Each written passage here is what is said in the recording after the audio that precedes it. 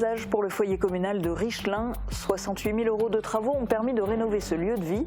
Pour ce projet, la commune de Richelin a pu bénéficier de 46% de subventions de l'État et de la région Grand Est.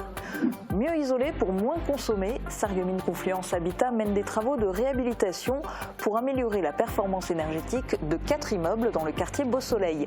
58 logements sont concernés, suivront 75 logements dans le quartier de l'Almende. Simulacre de procès pour Max Ier, le prince carnaval a été jugé et condamné à mort. Il n'a pas réussi à échapper à son bourreau. Sarreguemines a perdu son prince carnaval. Sous les yeux de sa belle, il a été pendu, brûlé et jeté dans la Sarre. Pas de frontières pour les oiseaux, c'est le spectacle de lecture parlée et chantée proposé à la médiathèque Joseph Scheffer de Bitche dans le cadre de la programmation Sauvage par nature. À Rhodes, ce sont les loups qui sont à l'honneur. Le parc animalier de Sainte-Croix sort exceptionnellement de son hibernation pour accueillir les visiteurs pendant les vacances scolaires. L'occasion de découvrir notamment les loups en pleine saison des amours. Bienvenue sur Mosaïque Cristal. En deuxième partie d'émission, vous retrouverez Morane pour un moment canapé en compagnie de Yann Schrub. L'athlète s'est confié en toute intimité sur son parcours à découvrir tout à l'heure.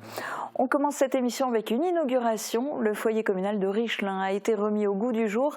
La salle est un lieu de vie, un point névralgique important pour les événements culturels et familiaux de la commune et de ses alentours. Le maire Freddy Litti a inauguré le bâtiment en présence des représentants de l'État et de la région Grand Est. Reportage de Thibaut Desmerlet. C'est un lieu de forte activité pour la commune de Richelin. Le foyer communal commençait à prendre de l'âge et il y avait un besoin de le rénover. C'est désormais chose faite. L'équipe municipale a effectué des travaux de plus de 68 000 €. Une partie importante était consacrée à l'isolation. Les fenêtres, ils étaient vieilles, elles avaient au moins déjà 30 ans. Alors il fallait refaire les nouvelles fenêtres, on a mis en plus les volets pour sécuriser un peu. Et l'isolation pour avoir moins de frais de chauffage. Le bâtiment a aussi eu droit à un coup de peinture extérieure et intérieure. Le mobilier a été remplacé et des nouveaux sanitaires ont été construits. Un rafraîchissement et une rénovation nécessaires car cette salle est très demandée. L'association culturelle Loisirs du village y organise régulièrement ses rendez-vous. Mais les habitants de Richelin ne sont pas les seuls à l'utiliser. Presque tous les week-ends, il est utilisé. Il y a beaucoup de demandes pour les communions, pour les baptêmes, pour les mariages. Il y a beaucoup de demandes. Pour les anniversaires, il y a des gens extérieurs qui viennent. Ce lieu de vie très important pour la commune a pu bénéficier des subventions de l'État et de la région Grand Est qui ont financé 46% du coût global des travaux. Le petit village de Richelin ne s'arrête pas là pour ses projets. L'équipe municipale a d'autres dossiers dans les cartons. Un lotissement de 9 parcelles est en cours d'aménagement et les ralentisseurs devant la mairie seront remplacés par des feux de récompense.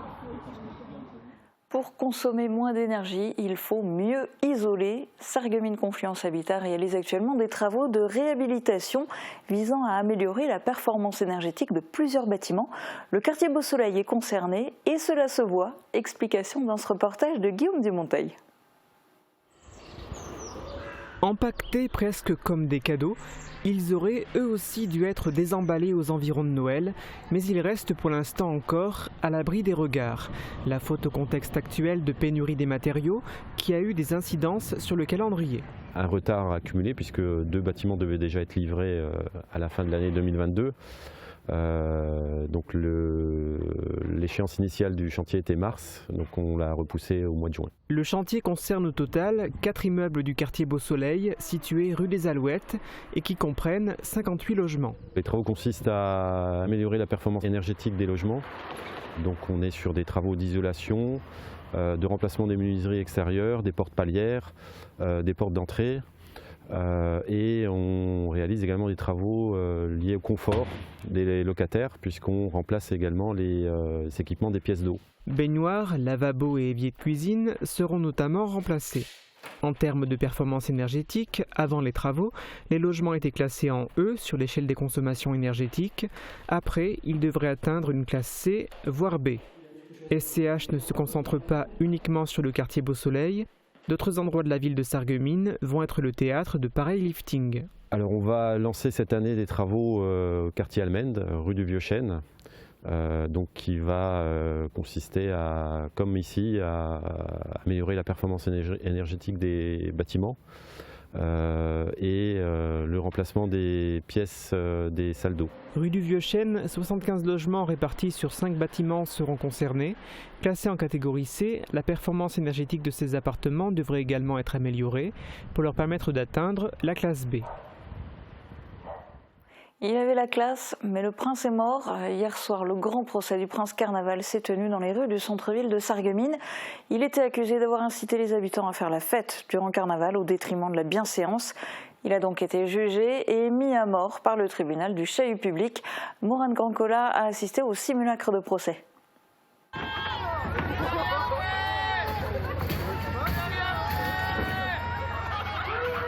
Il n'a pas réussi à échapper à son bourreau. Hier soir, dans les rues de Sarreguemines, le prince Carnaval Max Ier festoyait une dernière fois en compagnie de sa princesse et de ses sujets. Une seconde d'inattention aura suffi au bourreau pour le capturer et le jeter dans une cage aux grandes dames des carnavaliers. Mais le prince n'a pas dit son dernier mot et ni une ni deux, il enjambe la cage pour se réfugier dans le bar le plus proche. Le bourreau, Clément, le laissera profiter de son dernier verre, le verre du condamné, avant de le jeter une nouvelle fois au cachot pour le conduire au tribunal. La France est un pays des droits de l'homme où tout citoyen a droit à un procès équitable. Pas sûr que le tribunal du Chahut public le soit. À mort le prince! Non! Il y en a marre! Et pour la première fois de l'histoire, c'est maître Philomène, avocate du barreau de la Société carnavalesque de Sarreguemines, qui tentera de plaider en sa faveur. Il faut que je vous dise, je n'ai jamais gagné un procès. C'est normal, c'est la première fois. Mais je suis la moins chère en ville. Et je vais mettre un point d'honneur à défendre ce pauvre garçon qui n'a plus un sou en poche, car il a tout dépensé au carnaval. Je suis fière d'être son avocate et je vais vous prouver que son seul tort est celui d'aimer les gens. Je vous prouverai qu'il est innocent et j'en appelle ainsi à l'indulgence de la Cour. Et malgré sa plaidoirie, le verdict tombe. Le prince est jugé coupable d'avoir mis la ville de Sarreguemines à feu et à sang durant le carnaval. Par ces motifs, la Cour condamne l'accusé, prince Carnaval Max Ier, à une peine qui devrait normalement se terminer par la mort de celui-ci.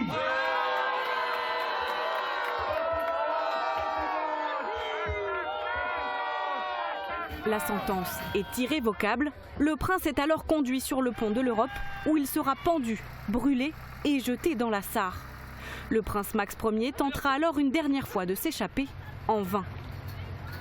Sa princesse, Johanna Ier, déchue et inconsolable, regardera impuissante son prince partir en fumée. Mais la société carnavalesque de Sarreguemines n'a pas dit son dernier mot. Elle a peut-être perdu son souverain, mais un nouveau couple princier viendra le remplacer en novembre prochain pour que perdure le carnaval dans la cité faïencière. Quelle place pour la nature sauvage dans les sociétés occidentales? C'est le message porté par la nouvelle programmation du Pays de Beach, Sauvage par nature. Hier, le rendez-vous était donné à la médiathèque de Beach avec le spectacle Pas de frontières pour les oiseaux, une lecture chantée à destination d'un public familial à laquelle David Orès a pu assister. Beaucoup, passionnément, à la folie. Quand vacances scolaires riment avec pause culturelle et quand culture rime avec nature. Bienvenue au caveau de la médiathèque de Beach pour le spectacle Pas de frontières pour les oiseaux de la compagnie Mélo Coton. Géraldine et Thomas Milanese interprètent une lecture parlée et chantée des albums de Sandra Poirot-Shérif comme Monsieur et Madame Cracotte. Un jour, elle t'a senti dans son ventre. Je me suis demandé si tu étais une fille ou un garçon. Un spectacle qui rejoint la nouvelle programmation du Pays de Beach, Sauvage par nature. Exposition, ciné-débat, atelier, une quinzaine de rendez-vous programmés du 31 janvier au 25 mars. L'idée, se questionner sur la place de la nature sauvage dans les sociétés occidentales et le besoin grandissant d'un retour à l'authenticité. Madame Cracotte pose ses mains sur son ventre et tout d'un coup, elle sent une grosse vague à l'intérieur. Prochain rendez-vous samedi à 16h au Ranch des Bisons de Petit-Réderchin avec la lecture d'un western sibérien. 6 autres dates sont prévues au mois de mars, un mois qui marquera également le retour du festival mosellan Lire en fête qui a pour thème la forêt. Spécialement pour les vacances scolaires, le parc animalier de Sainte-Croix est exceptionnellement sorti de son hibernation. Il est ouvert jusqu'au 26 février. L'occasion pour les passionnés de venir découvrir les animaux en cette période hivernale et notamment rencontrer les loups qui sont à l'honneur en pleine saison des amours. Colline l'expert a pu le constater. Loup blanc, loup gris et loup noir, les 6 meutes du parc sont à l'honneur cette année. Certains font la sieste, d'autres préfèrent se faire entendre. Et en cette période hivernale, c'est la saison des amours chez ces mammifères, l'occasion d'embarquer pour un safari Saint-Valentin. Et la saison des amours chez les loups est bien particulière. Si on ne parle pas toujours de romantisme pendant les saisons de reproduction, chez les loups c'est presque le cas puisqu'ils vont presque devoir tomber amoureux. Les loups sont des animaux qui vont être monogames une fois qu'ils auront trouvé l'élu de leur cœur. Si on sait que pour la plupart des animaux, on est opportuniste pour la recherche de nourriture, on fera toujours au plus simple. Et bien pour la recherche du partenaire chez les loups, ce n'est pas le cas. C'est aussi une période de tension dans les meutes où le mâle alpha doit s'imposer auprès de ses congénères. Ici, pas de risque de dispute, ces 7 frères ne comptent pas se reproduire. Quant à eux, les visiteurs ne ratent pas un instant de ce spectacle hivernal. C'était tout très bien, ils sont tout mignons. En ce moment, c'est la période de reproduction. Ils sont un petit peu moins actifs, mais on a quand même l'occasion de voir ce qu'ils font et de les voir s'animer. Donc c'est très intéressant. L'occasion aussi pour les amateurs de photographie d'immortaliser ces moments dans leur objectif, notamment pendant les repas. Comme il fait froid, on peut un petit peu plus se permettre de leur donner des viandes un petit peu plus grasses comme du gibier. Et au niveau du pelage, eh bien, les mammifères vont disposer de plusieurs types de poils. Le poil de bourre, lui, est celui qui garantit la chaleur thermique de l'animal. Donc ce poil de bourre va avoir tendance à augmenter et du coup, ils vont être un petit peu plus dufteux, un petit peu plus ronds, un petit peu plus poilus. Et ils vont commencer à le perdre au moment du printemps pour n'avoir que le poil de jarre quasiment, qui lui va être un petit peu plus rêche. L'hiver terminé, Sainte-Croix continuera à miser sur les loups avec ses 3 nouveaux hébergements. Le parc y voit un aspect pédagogique pour découvrir ce mammifère intriguant. On a besoin aussi de démystifier cette image d'animal qui fait peur, méchant du loup. Et donc nous, on souhaite donner aux visiteurs, aux personnes qui dorment dans les lodges, la possibilité d'avoir un face-à-face avec ces animaux, mais aussi de se faire leur propre idée sur le rôle du loup dans la nature et sur ce qu'est cet animal si intéressant. Durant ces 2 semaines d'ouverture exceptionnelle, 10 000 visiteurs se sont jetés dans la gueule du loup. Il court presque aussi vite que les loups. Jens Schrub est l'invité de Morane pour un moment canapé en toute simplicité. Il dévoile son parcours juste après les prévisions de Météo France. Protégez et mettez en lumière votre maison avec toutes les nuances de crépi proposées par Modèle Habitat. Retrouvez votre programme avec le Crédit Mutuel, partenaire des grands événements de votre région. Une banque qui appartient à ses clients, ça change tout. Bonjour tout le monde, les nuages ont élu domicile dans le ciel et sont bien décidés à rester pour cette fin de semaine. Le ciel sera une nouvelle fois couvert tout au long de la journée et des averses sont même attendues en soirée sur les territoires de Bitche et Sarrebourg. Côté température, les minimales iront de 2 à 3 degrés et les maximales de 9 à 10 degrés. Demain, nous fêtons les modestes et il fera jour de 7h27 à 18h09. Passez tous une belle journée et à demain. C'était votre programme avec le Crédit Mutuel, partenaire des grands événements de votre région. Une banque qui appartient à ses clients, ça change tout. La boîte à musique, c'est la référence pour les particuliers et les pros. Nos experts sont à votre service pour vous conseiller dans différents secteurs. Les instruments de musique, la location de matériel pour tout type d'événement, la numérisation de vos cassettes ou films Super 8, mais aussi pour l'installation de systèmes audio et d'éclairage en milieu professionnel ou à votre domicile. Toute la boutique est au prix du net. Retrouvez aussi tous nos articles sur notre site internet Music Good Deal. Jusqu'au 25 février, Cora Sarreguemines apporte l'Italie dans votre assiette. Retrouvez notre sélection des meilleurs produits et faites voyager vos papilles. Épicerie fine sucrée ou salée, plats préparés traditionnels, produits frais en libre service, fromage et charcuterie découpés sur place. Toutes les plus belles saveurs sont chez Cora. Cora, l'hyper proximité. Création Coleman, fabrication de cheminées et poêles traditionnels ou contemporains en faïence. Plus de 1000 références et 60 coloris. Création Coleman à Grossbliederstroff, spécialiste de la cheminée sur mesure depuis 1979. Je peux enfin profiter de la piscine.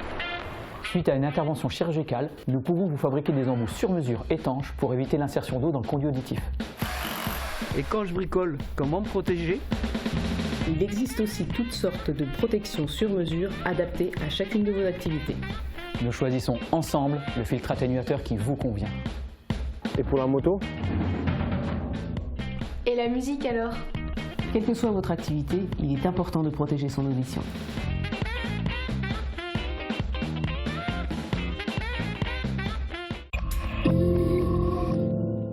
Ce samedi à 16h sur Mosaïque Cristal.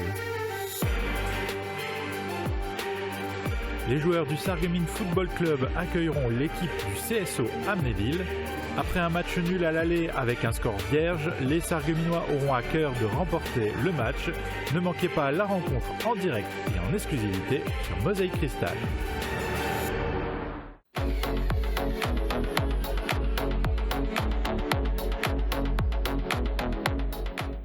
On se retrouve pour un nouveau numéro de votre émission artistique Le Cadre. Cette semaine, je reçois un jeune chanteur, auteur, compositeur. Il a 19 ans et il nous vient d'Ambar, c'est Hugo Schwartz. Dis-moi comment tu t'appelles, ce que tu veux je te le donne. Dis-moi tout mademoiselle. Moi c'est Liliane, mes copines m'appellent Lily. J'aime bien le champagne et tout ce qui se passe après minuit. Enchanté Lily, mes potes m'appellent le W. Tu peux m'appeler chérie ou bien m'appeler pour le dîner. Attention Lily, beaucoup d'hommes te courtisent. Suis-moi Lily, on va faire des bêtises. Alors pour tout découvrir sur cet artiste, rendez-vous mardi sur Mosaïque Cristal. Ne manquez pas le rendez-vous. Ce mois-ci, Yann Schrub s'est invité sur le canapé de Morane. Il aborde sa vie sportive et professionnelle, mais aussi sa vie privée et son parcours. Je vous laisse découvrir.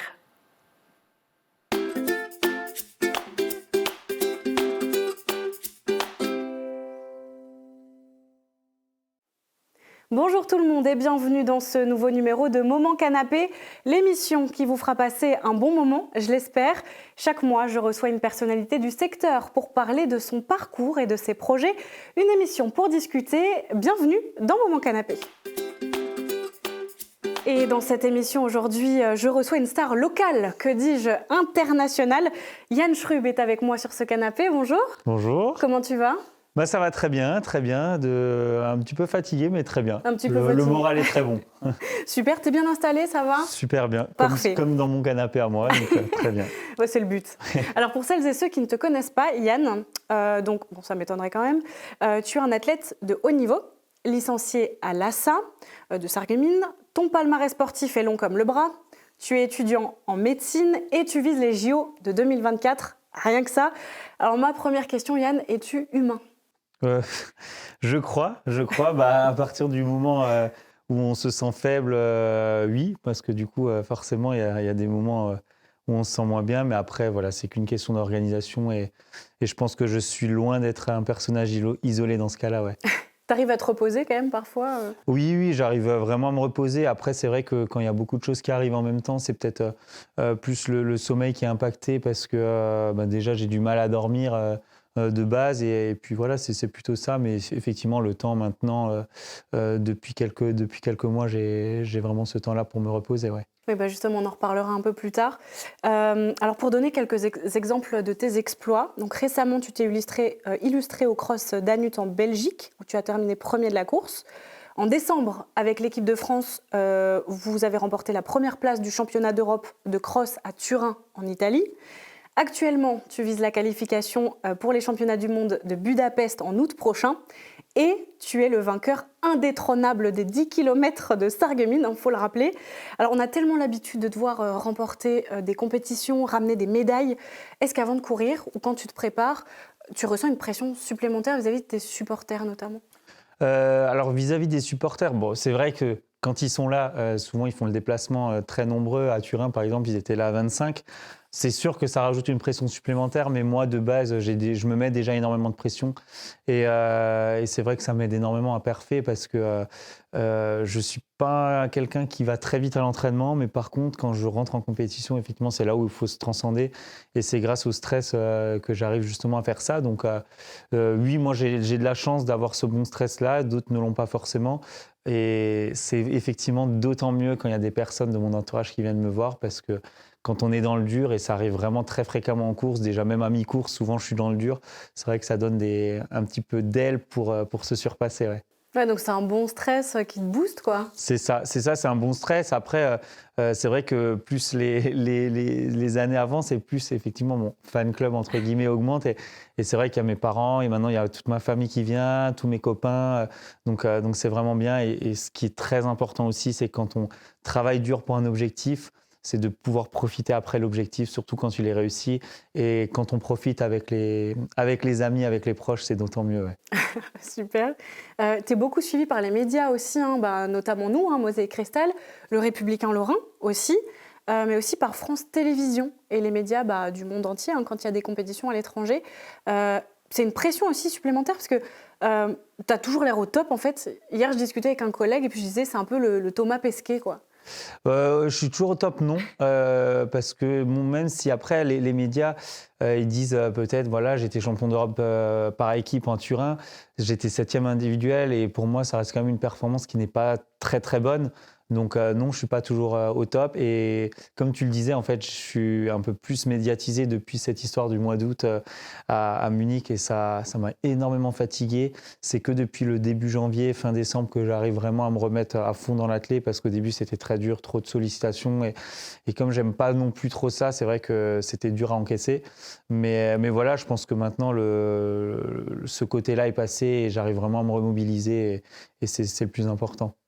Et en dehors du travail et du sport, par exemple, c'est quoi tes hobbies ?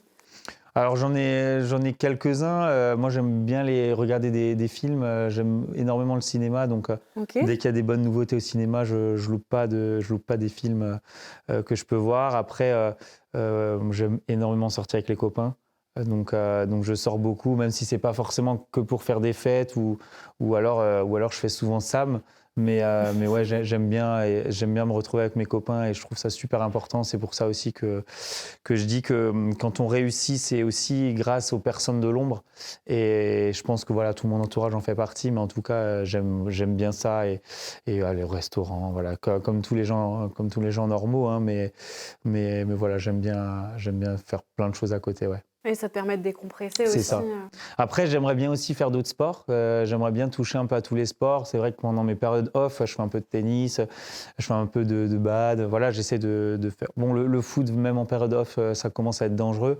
Parce que plus on prend de l'âge, plus on a le risque de se blesser. Et puis, c'est quand même un sport très risqué. Mais sinon, c'est vrai que malheureusement, quand on fait du sport de haut niveau, on ne prend pas beaucoup de risques. Skier, j'aimais bien skier aussi à l'époque, faire du snow, etc. Et là, je ne peux plus forcément, même s'il y a des copains qui partent que 2 jours. Je pourrais très bien me dire, 2 jours, ça ne fait rien. Mais c'est au risque en fait, de me faire des croisés, voilà, de faire une mauvaise chute. Donc c'est un peu le côté négatif, c'est de devoir faire des sacrifices, voilà, moins de fêtes, moins de choses qu'on aimerait faire. Mais après, j'ai toute la vie pour faire ça derrière. Donc je préfère vraiment me focaliser sur mes objectifs. D'accord. Dans cette émission, on va parler sport, mais pas que, évidemment. Moi, j'ai envie d'en savoir un peu plus sur toi. Derrière les médailles et les caméras, c'est qui, Yann Schrub ?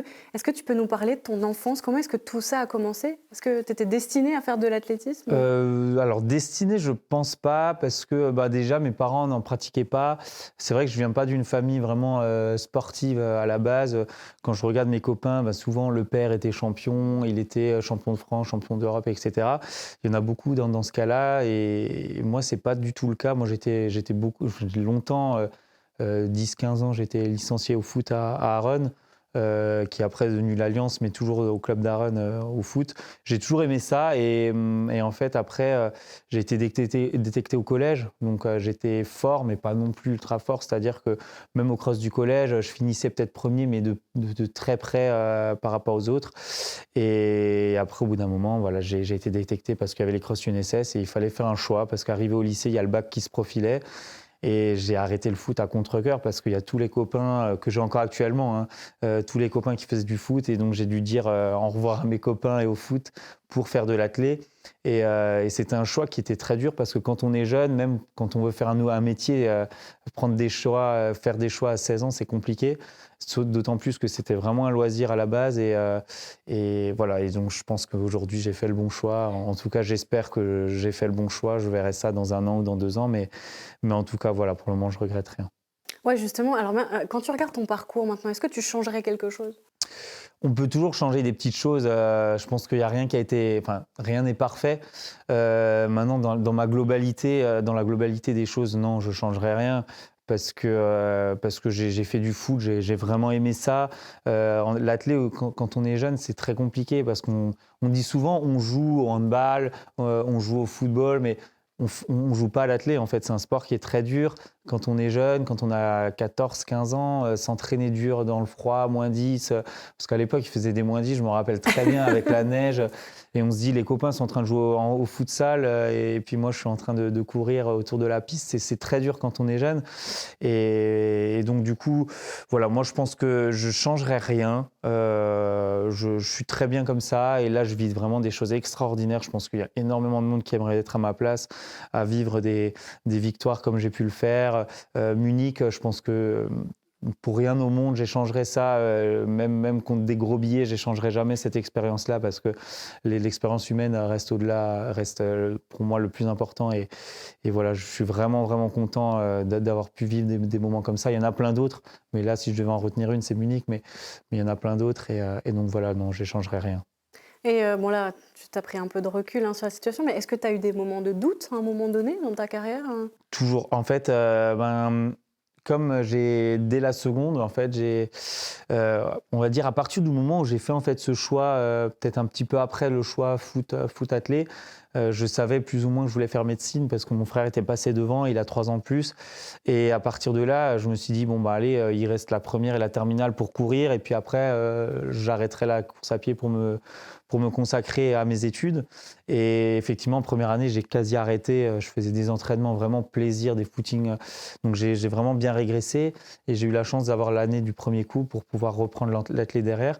Mais ça restait 4 fois par semaine, 5 fois maximum. Donc c'était pas énorme. C'est déjà bien, mais par rapport aux autres, c'est pas énorme. Et en fait, c'est là qu'on a vu avec mes coachs qu'il n'y a pas d'entraînement miracle et qu'il n'y a pas forcément un programme qui marche pour tout le monde. Et moi, avec les 4-5, je m'en sortais vraiment bien. Et c'est là où vraiment je me suis dit, bon, bah, pourquoi pas. Mais encore une fois, en 6e année, je me suis dit, bon, bah, je vais arrêter l'athlé quand je vais rentrer en internat parce qu'il y aura les gardes, parce que voilà, ça va être une vie très compliquée à gérer. Avec une vraie vie professionnelle. Ouais, c'est ça, une vraie vie professionnelle où des fois, ben, voilà, les gardes aux urgences la nuit, c'est compliqué parce que le lendemain, il faut aller s'entraîner, mais on est tellement cuit qu'on n'y arrive pas. Donc, je pensais à ce moment-là aussi arrêter l'athlé. Et puis finalement, non, ça a toujours continué. Donc oui, j'ai eu beaucoup de moments de doute, surtout les moments en hiver où je me disais pourquoi je fais ça. Si j'arrêtais, ça ne changerait rien à ma vie. Je pourrais me consacrer à la médecine, je ne souffrirais pas autant. Et c'est vrai que j'ai rien lâché. En fait, j'ai vraiment rien lâché. À chaque fois, j'allais à l'entraînement, même si j'ai forcément loupé des entraînements dans mon programme. Hein. Mais j'ai continué vraiment de façon assez sérieuse les choses. Et pour le moment, enfin, c'est en train de payer, donc je suis vraiment content. Ouais. Ouais, c'est ça, c'est en train de payer finalement, et ça t'a rattrapé, c'était ton destin, quoi. Ben, j'ai tendance à dire oui. Après, c'était mon destin. C'est une phrase un petit peu. Il y a du travail derrière. Ouais, c'est ça. Il y a du travail derrière, mais après, ouais, je pense que l'avantage que j'avais aussi, c'est que je cours avec moins de pression.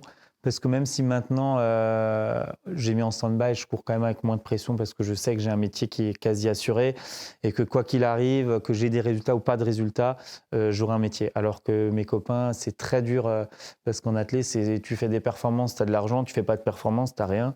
Donc psychologiquement, c'est très dur et tu appréhendes les courses d'une autre manière. D'accord. Tu m'as un peu devancé, parce que c'était une des questions suivantes. Mais donc là, tu es étudiant en médecine au CHR Mestionville, si je ne dis pas de bêtises. Oui. C'est ça. Et entre ça et l'athlé, donc ça te prenait énormément de temps, ça on l'a compris. Donc en octobre dernier, tu postes un message sur Facebook où tu annonces en fait que tu mets ta carrière en médecine sur pause.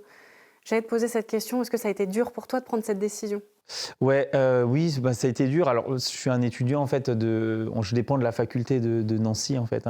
Et après, je fais des stages dans toute la Lorraine. Donc, j'ai fait des stages à Nancy, à Metz, à Sarreguemines, etc. Donc, ça a varié. Et puis, j'y pensais dans un coin de ma tête depuis quelques années de faire un break en fait dans mes études pour me consacrer au jeu. Mais j'avais pas le niveau parce que pour aller au jeu, c'est très compliqué. Il y a que 27 places sur 10 000. Il y a les Africains qui prennent énormément de places, qui prennent au moins la moitié, donc c'est très compliqué de se qualifier. Et à l'époque, il y a 1 an en arrière, je ne pensais pas vraiment avoir le niveau, donc prendre autant de risques, c'est très compliqué, puis surtout avoir les autorisations, parce que c'est très dur d'avoir des autorisations pour 2 années de césure. Et c'est vrai que cette médaille a un peu tout déclenché. Et encore une fois, c'est une décision les décisions comme ça, je ne les prends jamais seul. J'ai demandé à ma famille, j'ai demandé à mes 2 coachs, j'ai demandé à mes copains. Vraiment, tout le monde m'a dit, mais fonce. T'as soutenu, quoi. Voilà, il n'y a vraiment aucune personne qui m'a dit, là, tu prends beaucoup de risques. Parce que finalement, c'est 2 ans dans une vie. Et ça me fera un break aussi, entre guillemets, médecine, où j'ai, on va dire, galéré pendant 8 ans avec l'athlé et les études. Et c'est vrai que là, ça me fait un petit break où je peux un peu souffler et me concentrer vraiment à l'athlé parce que j'ai quand même beaucoup pas de retard, mais j'ai encore pas mal de choses à faire pour pouvoir progresser. Et ça prend du temps. Donc voilà, tout ça fait que j'ai précipité les choses après la médaille parce qu'il faut battre le fer quand il est chaud, au niveau des demandes que la fac m'a accordées avec bienveillance et gentillesse, et puis au niveau des partenaires, parce que quand on n'est plus interne, il faut vivre de partenaires. Et du coup, ça, je l'ai fait aussi après la médaille. Donc c'était une période très chargée pour moi, mais voilà, maintenant c'est passé. Comme je disais, c'était une période jusqu'au mois de décembre qui était très lourde. Et maintenant, tout est en place, le projet est fini. Je peux me concentrer pleinement à l'athlé. Si j'ai envie de partir en stage, comme je l'ai fait avec mes 2 coachs, je le fais. Si je veux partir en compétition avec mes coachs, je peux le faire grâce à mes partenaires, encore une fois. Donc voilà, tout ça, ça a des coûts, tout ça, c'est financé. Donc je suis vraiment content. Et maintenant, le but, c'est de foncer, de ne pas se poser de questions et de s'entraîner dur, quoi. Voilà, objectif championnat du monde et JO 2024. C'est ça. D'abord, étape par étape, c'est vrai que tout s'est bien profilé. C'est-à-dire qu'il y a eu les Europes l'année dernière. Voilà, j'ai pris une première expérience dans un grand stade à Munich. Deuxième expérience, c'est les mondiaux cette année. Donc, il y aura les mêmes personnes qu'aux Jeux. C'est vraiment la même start list. Mais par contre, c'est pas la même organisation. Même si c'est une très bonne organisation, les mondiaux, les Jeux, ça reste quand même au-dessus. Et c'est vrai que ça reste une dernière grande répétition. Donc j'espère me qualifier pour les mondiaux pour me préparer au mieux pour l'année prochaine. Ouais. T'appréhendes un peu les JO, mettons que tu y vas, c'est quelque chose qui... C'est un rêve de gosse C'est ça, c'est un rêve de gosse. C'est un rêve depuis que je fais de l'athlé. Alors quand j'ai commencé l'athlé, j'étais tout jeune, donc mon rêve c'était d'intégrer l'équipe de France, mais à partir du moment où j'avais intégré ma première sélection, c'était forcément les Jeux, tout le monde y pensait, et c'est ce qui fait rêver, et d'autant plus que c'est à Paris. Donc là, je sais très bien que dans le stade, en fait, ce sera que pour les Français. En fait, ce sera vraiment ça. Il y aura vraiment que notre nom sera crié beaucoup plus de fois que les autres. Donc c'est ça qui est bien. Et puis c'est à Saint-Denis, c'est au Stade de France. Donc je l'avais visité une fois, donc c'était extraordinaire. Mais de courir dessus, je pense que ça doit être encore quelque chose d'autre. D'autant plus que c'est un 10 000, c'est 25 tours, donc j'aurai le temps d'apprécier les choses.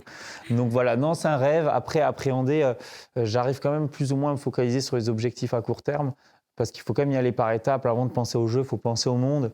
Et pour penser au monde, il faut penser au cross. Donc, je suis en ce moment en train de penser au cross pour essayer de me qualifier pour les mondes. Step by step. Voilà, c'est ça. C'est toujours penser étape par étape. Parce que si on pense à l'étape qui est trop loin, on risque d'en griller quelques-unes intermédiaires. Et dans ce cas-là, il y a tout qui capote. Donc, voilà, il faut vraiment être intelligent, faire les bons choix avec les coachs et pas se mettre trop de pression pour les jeux. Parce que c'est dans 1 an et demi, d'abord, on pense vraiment à l'essentiel, c'est de se qualifier pour les mondes. C'est ça.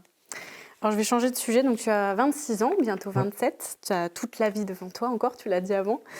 Si tu devais te reconvertir, que ce soit professionnellement ou sportivement, tu ferais quoi ? C'est une très bonne question. Alors, c'est vrai qu'il y a plein de beaux métiers. Journaliste, en fait, ouais, c'est vraiment un beau métier.